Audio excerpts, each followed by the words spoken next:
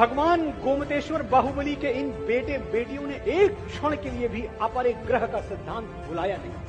मैं आपको कुछ आंकड़े बताता हूं, आप ध्यान से सुनिए।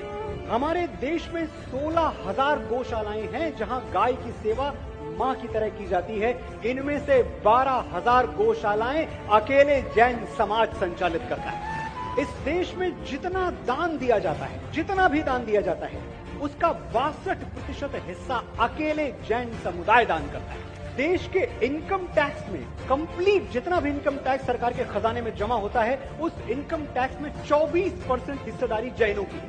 अगर मैं एक लाइन में बोलूं तो ये जो नया भारत है जिसके नव निर्माण में मैं और आप जुटे हुए हैं, इस नए भारत के निर्माण में 1/4 25% भागीदारी अकेली जैनों की।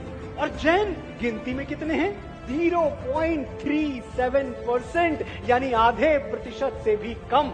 तो अगर मैं ये बात कहूं कि देश की तरक्की में, देश के विकास में, नए भारत के निर्माण में सबसे मेजॉरिटी कंट्रीब्यूशन उस माइनॉरिटी से आता है जिसे जैन कहते हैं, तो गलत नहीं है।